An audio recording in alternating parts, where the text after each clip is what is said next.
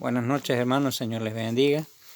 Vamos a pedir la guía del Señor sobre un estudio que yo he traído acerca de la iglesia y las ordenanzas establecidas por Jesús para su cuerpo, para la iglesia, para esta comunidad de amor y de fe que es la iglesia, la esposa del Señor.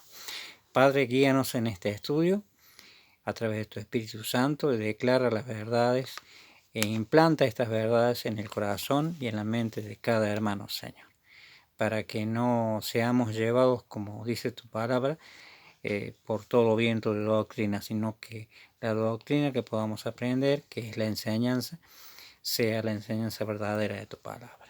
En el nombre de Jesús, guíanos. Amén. Muy bien, la iglesia y las ordenanzas es el título de mi pequeño estudio que vamos a compartir en esta noche. Recuerden que esto es para sentar bases verdaderas de lo que la palabra declara acerca de las ordenanzas del Señor, que en este caso son dos.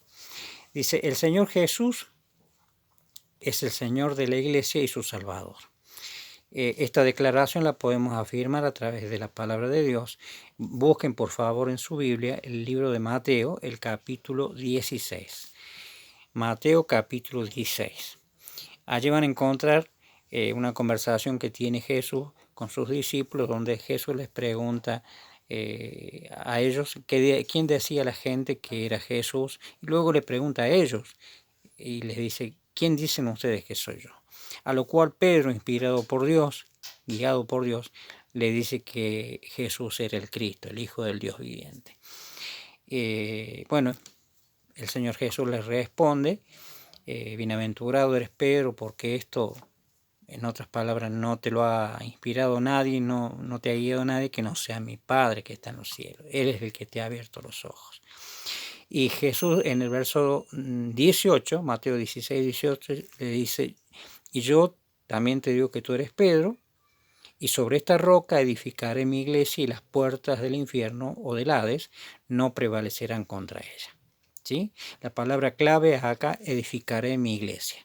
Recuerden que estamos diciendo de que el Señor Jesús es el Señor de la iglesia y es su Salvador. Muy bien, la palabra clave acá, edificaré mi iglesia. Ahora vamos a ir al libro de Efesios capítulo 5, verso 23. Efesios capítulo 5, verso 23. Y acá dice, porque el marido es cabeza de la mujer, así como Cristo es cabeza de la iglesia, la cual es su cuerpo y él es su Salvador. Cristo es cabeza de la iglesia, esta es la palabra clave. La iglesia es su cuerpo y el Señor Jesús es el Salvador de la iglesia. Esto es lo que nos está declarando Efesios 5:23. Muy bien, solo basado en estas dos declaraciones de Mateo y de Efesios, podemos declarar o podemos decir, sin temor a equivocarnos, de que verdaderamente Jesús es quien dice ser el Señor de la iglesia y quien edifica la iglesia. Por lo tanto, Él es el que puede sentar bases firmes y ordenanzas para su pueblo, para su iglesia, para los redimidos, para aquellos que han recibido en sus corazones el Evangelio. Estas ordenanzas que el Señor establece están también en su palabra y han sido declaradas por Él. Fíjense lo que dice Mateo capítulo 28, por favor, hermanos. Mateo 28, versículo 19. Mateo 28, 19 dice, por tanto, id y haced discípulos a todas las naciones, bautizándolos en el nombre del Padre, del Hijo y del Espíritu Santo. Acá el Señor sienta o pone en claro la ordenanza, ¿sí? Bauticen, bautizándolos en nombre del Padre, del Hijo y del Espíritu Santo. Esta es una de las ordenanzas. Ahora vamos a buscar en Lucas, capítulo 22. Lucas, por favor, hermanos, capítulo 22.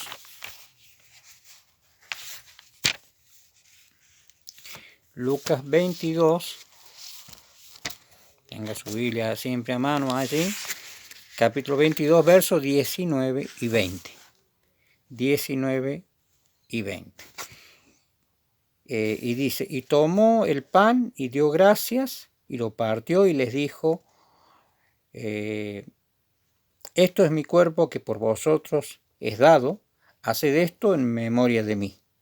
De igual manera, después de haber cenado, tomó la copa diciendo, esta copa es el nuevo pacto en mi sangre que por vosotros se derrama. Y también el Señor dice, haced esto en memoria de mí. El Señor es el que sienta las bases para dos ordenanzas claras para la iglesia, que antes no existían. Es el bautismo, ¿sí? Que también después vamos a estudiar que Juan el Bautista es el que viene predicando y viene declarando acerca de lo que significaba el bautismo. Y bueno, el Señor acá dice bautizándonos en el nombre del Padre y del Espíritu Santo, del Padre, del Hijo y del Espíritu Santo. Él les da la orden a sus discípulos que hicieran esto, que hicieran discípulos, y a esos discípulos había que bautizarlos, ¿sí? Y la otra ordenanza para su pueblo es la cena del Señor. Y aquí el Señor lo está sentando. Después vamos a declarar lo que dice 1 Corintios 11, 23 en adelante. Pero no ahora. ¿Quiénes deben cumplir estas dos ordenanzas dadas por el Señor? Bueno, aquellos que han creído en el Señor, aquellos que le han recibido como Salvador, aquellos que han pasado como normalmente decimos, de muerte espiritual a vida espiritual, a una vida que Dios declara que es la vida eterna. Vamos a leer ahora, recuerden que esto es una introducción, más tarde vamos a estar viendo el tema, o sea, de desarrollar estas dos ordenanzas. El bautismo, establecido por el Señor, y la Santa Cena. Ahora yo les pido que busquen por favor el libro de Hechos, en el capítulo 2, Hechos capítulo 2, ¿sí? Versos 41 y 42. Hechos 2, verso y 41 y 42.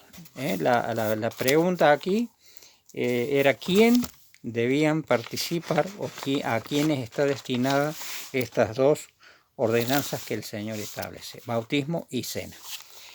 Muy bien, Hechos 41 y 42 dice, así que los que recibieron su palabra fueron bautizados, y se añadieron aquel día como 3.000 personas, y perseveraban en la doctrina de los apóstoles, en la comunión unos con otros, y en el partimiento del pan. La palabra clave aquí, ¿quiénes deben participar de la cena y quiénes deben bautizarse? Los que recibieron su palabra, los que han creído en el corazón que Jesús es el Señor y lo han declarado con sus bocas, ¿sí? La palabra que abre los ojos de aquellos que entendieron que eran culpables de la muerte del Señor Jesús fue arrepiéntanse.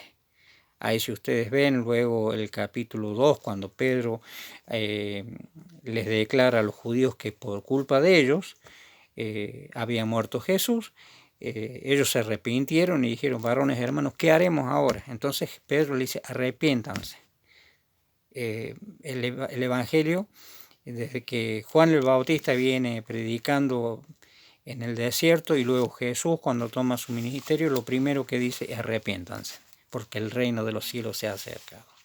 El arrepentimiento sumado al recibir su palabra provoca el nacimiento de la iglesia en ese momento, la cual viviría y practicaría las ordenanzas del Señor.